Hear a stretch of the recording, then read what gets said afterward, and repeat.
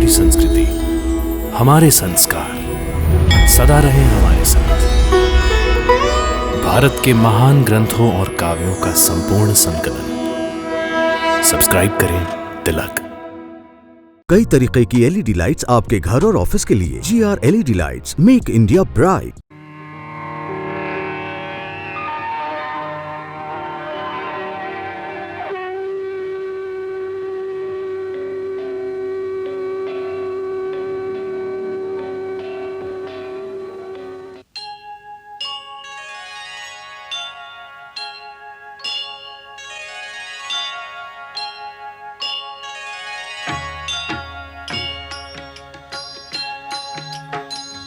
सीताराम चरित अति पावन, मधुर सरस अरु अति मन भावन।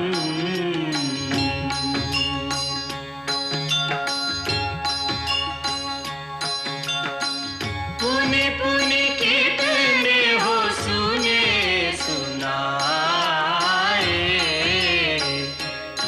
की प्यास बुझत न बुझाए।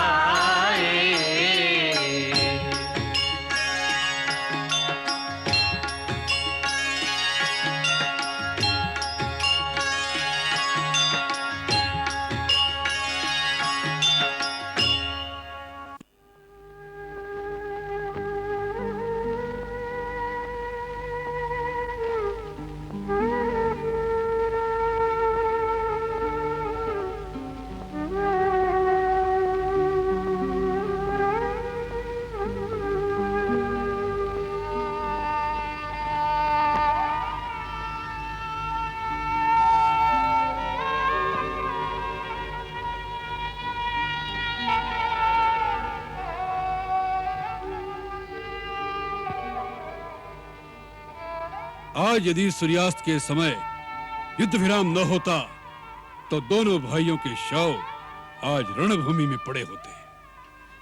सारथी से पता चला कि आज युद्ध में एक समय आप मूर्छित हो गए थे। देखो महारानी मंदोदरी, दो प्रतिद्वंदियों के बीच जब युद्ध होता है तब विजय एक की ही होती है। इसलिए जो युद्ध में जाए उसे मूर्छा तो क्या, मृत्यु के लिए भी तैयार होकर जाना चाहिए। जो मरने से डरेगा वो युद्ध नहीं करेगा, जो युद्ध नहीं करेगा वो कभी विजय प्राप्त नहीं कर सकता। सो जिसे विजय की कामना हो वो हंसते हंसते मृत्यु को गले लगाने के लिए तैयार होकर रणभूमि में जाए। जीवन और मृत्यु दोनों को खेल समझकर हंसते हंसते उसे खेलना चाहिए। आपने कहा कि युद्ध में विजय केवल एक की ही होती है, परंतु ऐसा भी हो सकता है कि दोनों में से किसी की भी पराजय न हो, तब तो दोनों ही विजयी कहलाएंगे। युद्ध को अधूरा छोड़कर? नहीं, संधि करके। फिर वही बात मंदोदरी, कभी कभी हमें ऐसा लगता है कि तुम रावण की पत्नी कहलाने योग्य नहीं हो। तुम्हारे अंदर वीरता की एक झलक तक नहीं दिखाई देती। वीरता वीरता नाथ, इस एक शब्द को ओढ़ लेने से मनुष्य के गलत कार्यों को आदर और सम्मान नहीं मिल जाता। अत्याचार तो अत्याचार ही रहता है, चाहे कितनी ही बड़ी वीरता से क्यों न किया गया हो। यदि प्राणी धर्म के लिए लड़े तो वो दोनों अवस्थाओं में वीर कहलाता है, चाहे वो जीते या मर जाए।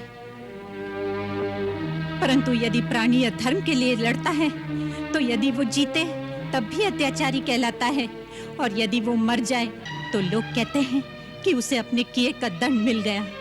उसकी सराहना कोई नहीं करता। तुम कहना क्या चाहती हो? मैं आपसे कुछ नहीं कहना चाहती स्वामी, केवल आपसे पूछना चाहती हूँ। क्या? कि आप ये युद्ध किसके लिए कर रहे हैं? विजय के लिए। विजय के लिए? उस विजय से क्या लाभ होगा आपको? यश और कीर्ति। यश और कीर्ति? उस यश और कीर्ति की गाथा कौन गाएगा? हाँ, मैं आपसे पूछती हूँ कि राक्षस जाति का विध्वंस हो जाने पर आपकी विजय पताका उठाकर आपके पीछे पीछे कौन चलेगा? आपकी विजय का उत्सव मनाने वाला बचा है कोई?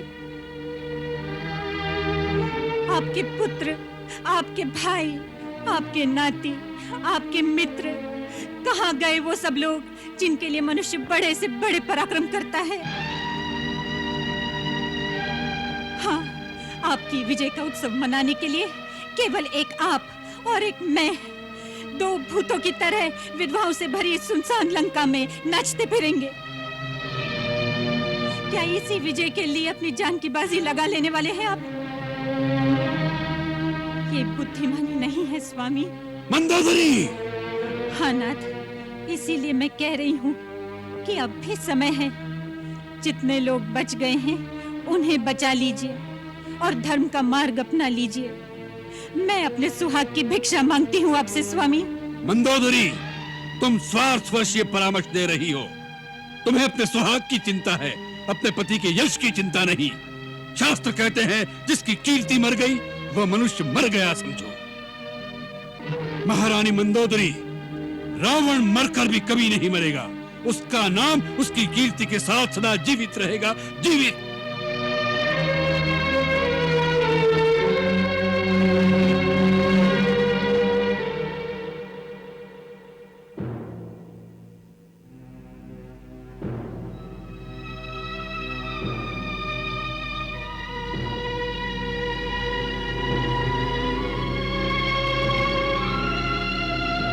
रावण ने आज हमारी सेना को बहुत क्षति पहुंचाई है। बड़ी संख्या में हमारे सैनिक बहुत बुरी तरह से घायल हो गए हैं। लंका की सेना को भी कम क्षति नहीं पहुंची। रावण भी 2 बार मूर्छित हो गया। एक बार तो उसे भी युद्ध भूमि से भागना पड़ा, जिससे उसकी सेना का भी मनोबल टूटने लगा था। ये तो उसके सारथी की भूल थी। देखा नहीं, थोड़े ही समय पश्चात ही वह पूरे साहस के साथ फिर मैदान में आ गया। उसके पश्चात तो उसने चारों ओर त्राही त्राही मचा दी। श्री राम प्रभु का शरीर भी अपने मायावी अस्त्रों से शित विशित कर डाला। कल का युद्ध आज के युद्ध से भीषण होगा। संभव है कल का युद्ध ही अंतिम युद्ध होगा। निश्चय ही अंतिम युद्ध होगा। अब रावण की ओर से लड़ने वाला रह ही कौन गया है? 2-4 सेना नायक और अकेला रावण। आप चिंता न करें महाराज, हमारी विजय निश्चित है। अंतिम विजय हमारी ही होगी। धर्म, नीति और सत्य हमारी ओर है, इसलिए हमारी विजय अवश्य होगी। यह मत भूलो तुम, अकेला रावण संसार के समस्त राजाओं की समस्त सेनाओं का संहार कर सकता है। उसे जीतना इतना सहज नहीं समझना चाहिए। इस समय उसके सिर पर काल मंडला रहा है। उसने साक्षात महाकाल का विकराल रूप धारण कर लिया है। इस समय वो ऐसी स्थिति में पहुंच गया है जहां उसे सर्वनाश ही सर्वनाश सूझ रहा है, फिर चाहे अपना सर्वनाश हो या शत्रु का। ऐसे शत्रु से सचेत रहना चाहिए। इसीलिए हे महाबली हनुमान, हमें हर क्षण चौकन्ना और पूर्ण रूप से सावधान रहना आवश्यक है। कल अपना एक एक योद्धा अपने आप को पूर्ण सैन्य बल समझकर अपने प्राणांत तक पराक्रम करना होगा। शत्रु मायावी, अधर्मी, अनाचारी है। आज रात को कोई एक पल के लिए भी झपकी नहीं लेगा। निशा में निशाचर की शक्ति अपार हो जाती है। इसका पूरा लाभ उठाने के लिए युद्ध के नीति नियम तोड़कर वह माया शक्ति से रात के अंधेरे में आक्रमण भी कर सकता है। शत्रु में अब इतनी शक्ति नहीं कि आज रात आक्रमण कर दे। हनुमंत, कई बार ऐसा होता है कि विजय के विश्वास के अतिरेक में एक पक्ष असावधान हो जाता है और वह असावधानी ही विजय को पराजय में बदल देती है। आज की रात्रि इतिहास के एक ऐसे ही मोड़ पर खड़ी है। कल का इतिहास क्या लिखा जाएगा वो हमारी जागरूकता पर निर्भर होगा।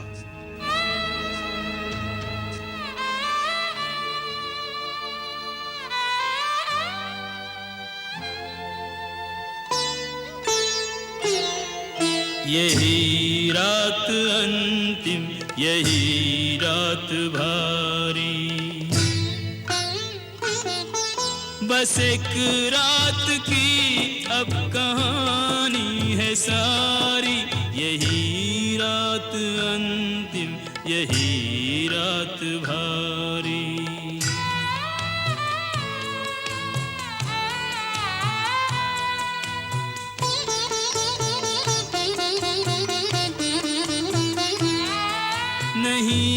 बंधु बांधव न कोई सहायक, अकेला है लंका में लंका का नायक।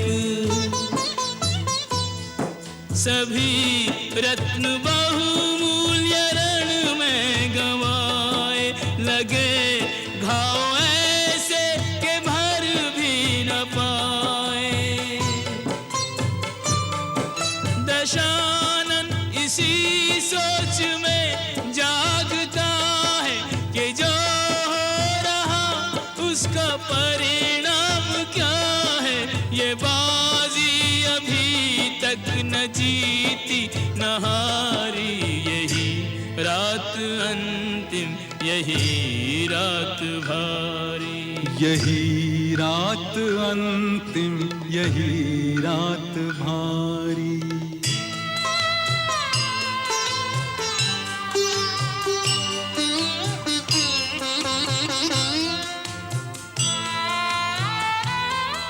हो भगवान मानव तो समझेगा इतना कि मानव के जीवन में संघर्ष कितना। विजय अंततः धर्म वीरों की होती, पर इतना सहज भी नहीं है ये मोती। बहुत हो चुकी युद्ध में व्यर्थ हानि, पहुंच जाए परिणाम तक अब कहानी। वचन पूर्ण हो देवता सुखारी, यही रात अंतिम, यही रात भारी। यही रात अंतिम, यही रात भारी।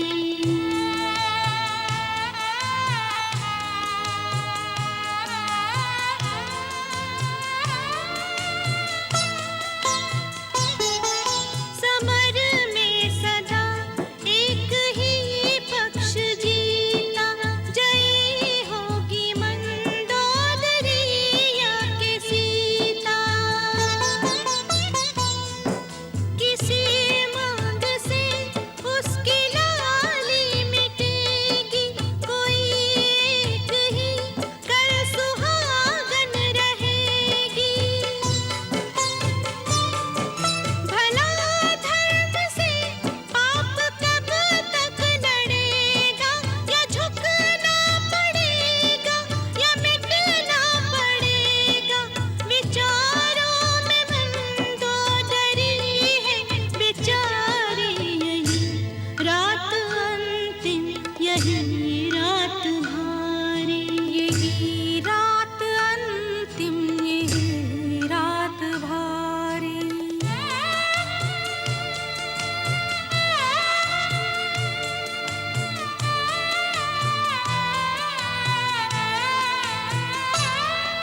एक रात मानो युगों से बड़ी है, ये सीता के धीरज की अंतिम कड़ी है।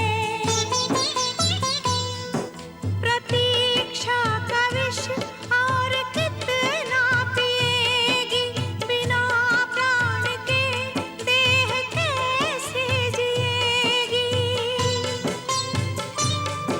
कहे राम राम अब तो रामा भी जाओ, दिखा दो रस अब न इतना रुलाओ। कि रो रो के मर जाए सीता तुम्हारी, यही रात अंतिम, यही रात भारी। यही रात अंतिम, यही रात भारी। बस एक रात की अब कहानी है सारी। यही रात अंतिम, यही रात भारी। यही रात अंतिम, यही रात भारी।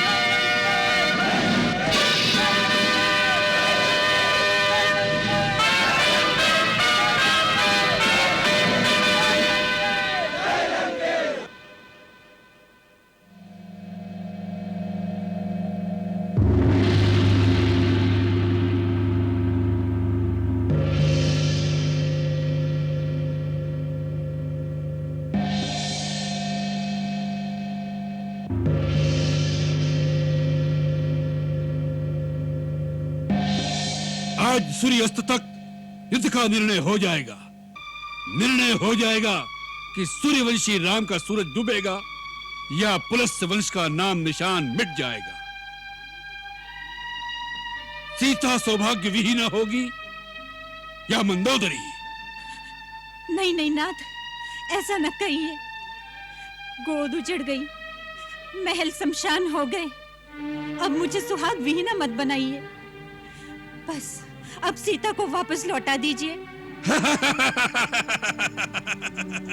सीता को लौटा दे? सिंह के चंगुल में आया आहेर उसके जीते उससे नहीं छूटता। इतिहास में यह अमिट लेख रहेगा कि रावण के जीते जी त्रिलोक की समस्त देवी शक्तियां मिलकर भी सीता को लंकेश से मुक्त नहीं करा सकी। नाथ, मेरे जीवन आधार, अब इस वैर का अंत कर दीजिए। साधारण नर नहीं है श्री राम। श्री मत कहो हमारे शत्रु को मंदोदरी। और अंत? किसका अंत? यही तो देखना है किसका अंत होगा। जब तक राम और रावण दोनों पृथ्वी पर रहेंगे तब तक बैर का अंत कैसे होगा। मंदोदरी, शांति के लिए हम दोनों में से एक का अंत होना आवश्यक है। तुम राम को भगवान मानती हो सकता है वह साधारण नर नहीं है। इंद्रजीत भी उसे नारायण कह गया। यदि वह नारायण है तो भी जीत रावण की है, जिसे मारने के लिए स्वयं भगवान को धरती पर दर दर भटकना पड़ता है। उसकी यश गाथा संसार कैसे भूलेगा। परम वीर रावण अमर रहेगा। वैकुंठ में जो हमारे गौरव को कम नहीं कर सका, वह पृथ्वी पर हमारे गौरव को कैसे मिटा सकेगा। रावण का अमर पद अक्षय था, अक्षय है और अक्षय रहेगा। प्राणनाथ, मंगल तिलक तो करवाते जाइए।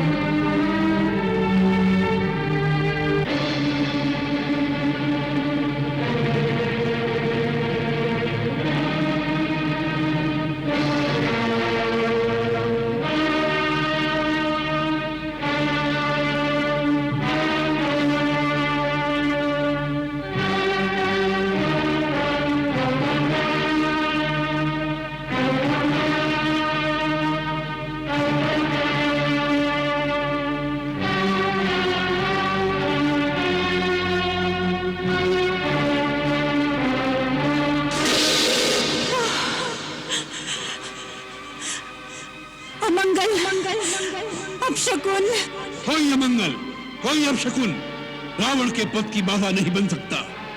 नहीं बन सकता मंदोदरी, नहीं बन सकता।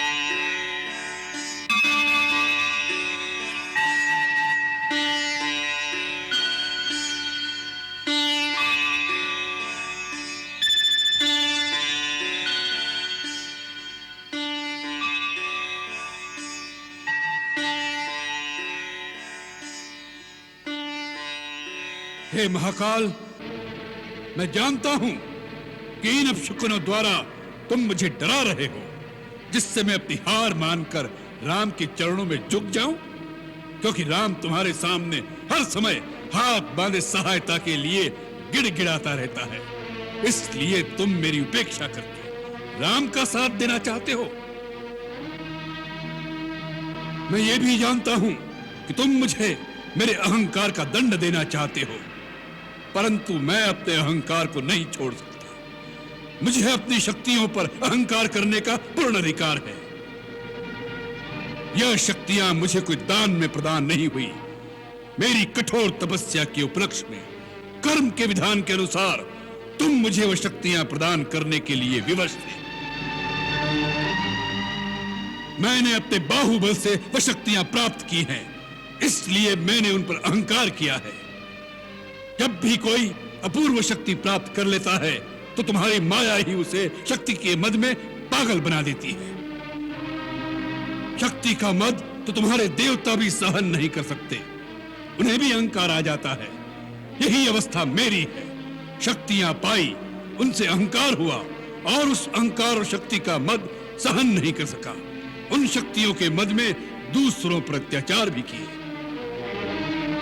धर्म को छोड़कर अधर्म के मार्ग पर चला हूं तो उसका दंड भी भोगना पड़ेगा, परंतु रावण दंड भी उसी गर्व के साथ भोगेगा जिस दर्प से उसने उस शक्तियों का भोग किया है। रावण मिट जाएगा परंतु झुकेगा नहीं। त्रिलोकेश्वर, जिस राम का तुम साथ दे रहे हो वह राम भी देख लेगा कि रावण के साथ युद्ध करना कितना दुष्कर कार्य है।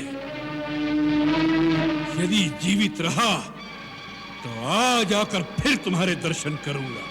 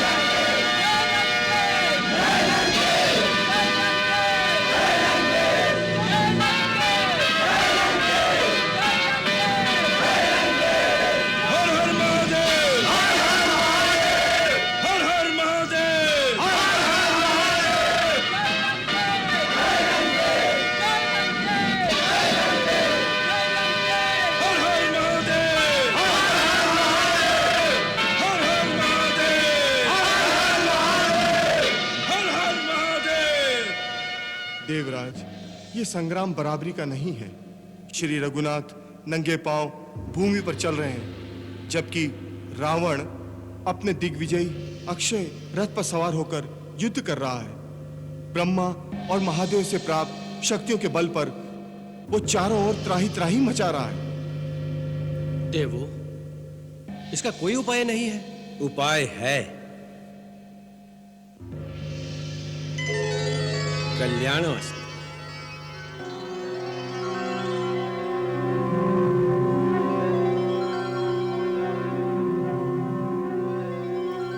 हे इंद्र, आज ही रावण की मार्केश दशा है। इस समय श्री राम प्रभु की सहायता करने से सारे देवताओं के कार्य सिद्ध हो जाएंगे। तुम तुरंत अपना दिव्य रथ श्री राम प्रभु की सेवा में भेज दो। जो आज्ञा पितामह। मातली,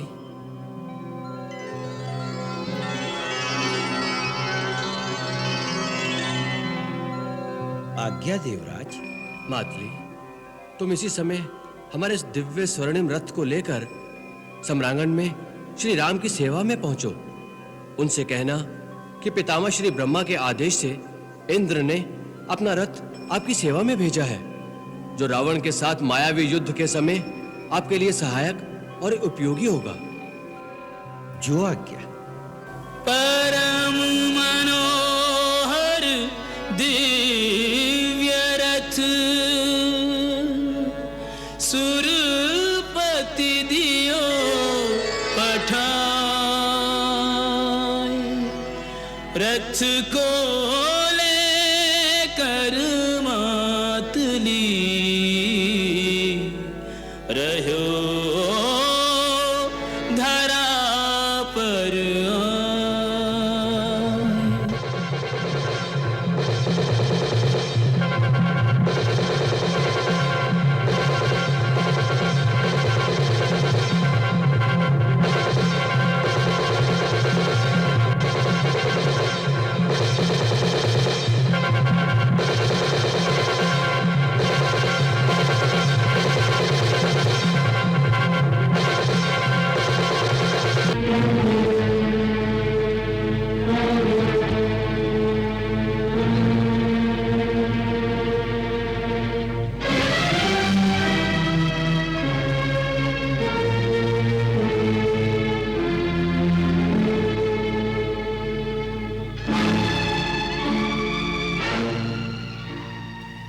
मुकुल तिलक, श्री रघुनाथ, श्री लक्ष्मण कुमार, आपके श्री चरणों में सारथी सेवाधारी मातली का प्रणाम।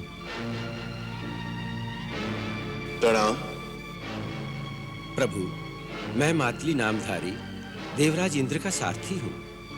सुरेंद्र ने आपकी विजय की कामना से अपना दिव्य रथ आपकी सेवा में भेजा है। इसे स्वीकार करें प्रभु। परंतु हमने तो देवराज इंद्र से कोई सहायता नहीं मांगी। हे नाथ, देवराज ने यह रथ पितामह श्री ब्रह्मा जी की आज्ञा से भेजा है।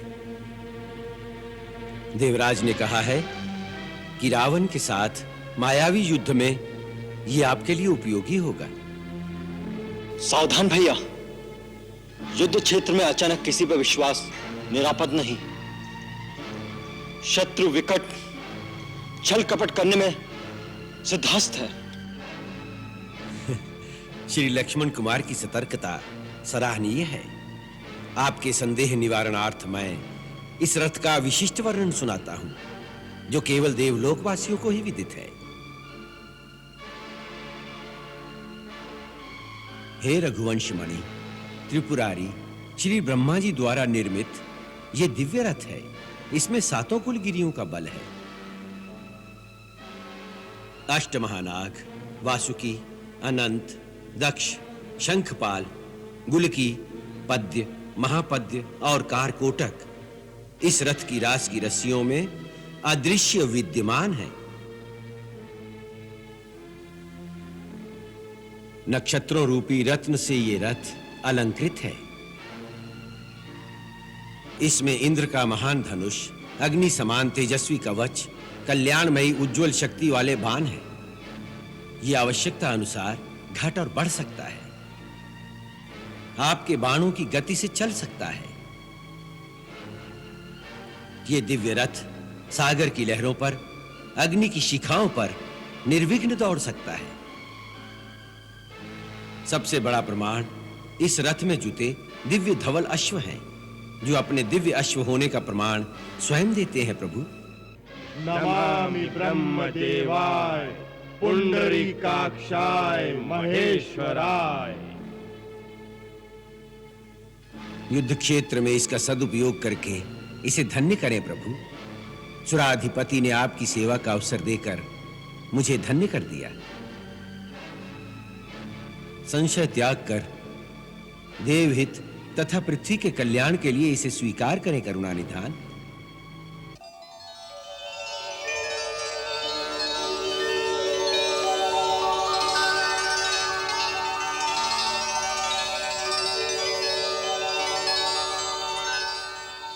प्रभु, संकोच त्याग कर इसका सदुपयोग करें। इसी में सबका हित है, सबका कल्याण है। पितामह ब्रह्मा जी, देवराज सुरेंद्र एवं समस्त देवताओं को हमारा शत शत प्रणाम और सादर धन्यवाद। देव मनोरथ सफल हूँ, मन ले यही विचार, कर प्रदक्षिणा राम ने रथ कीन्हा स्वीकार।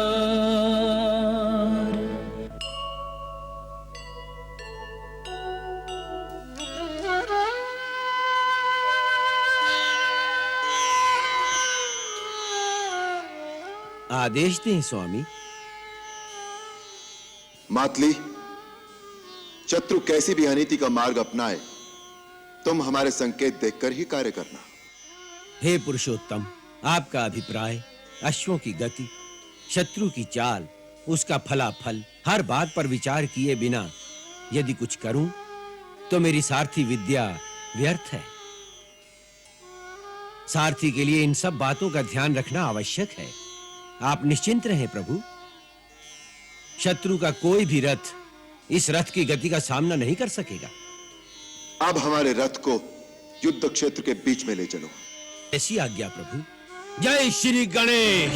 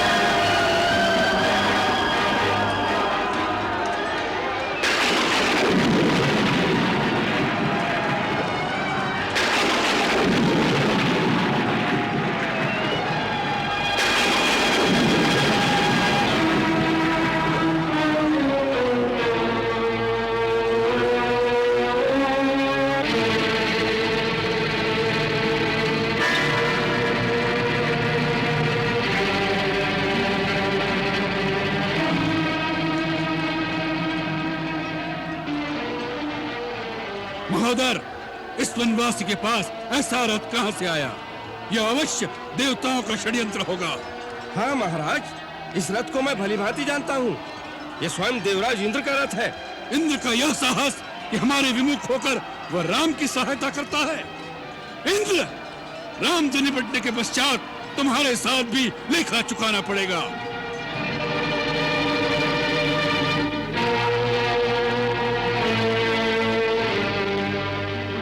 मंगल भवन अमंगल हारी, प्रभु सुदशरथ अजिर बिहारी।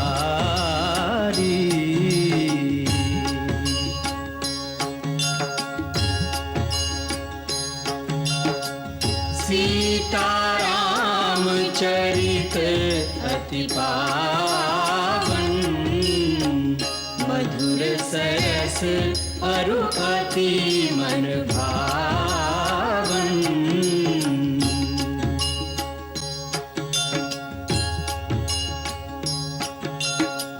पुनि पुनि कितने हो सुने सुनाए, की प्यास बुझत न बुझा।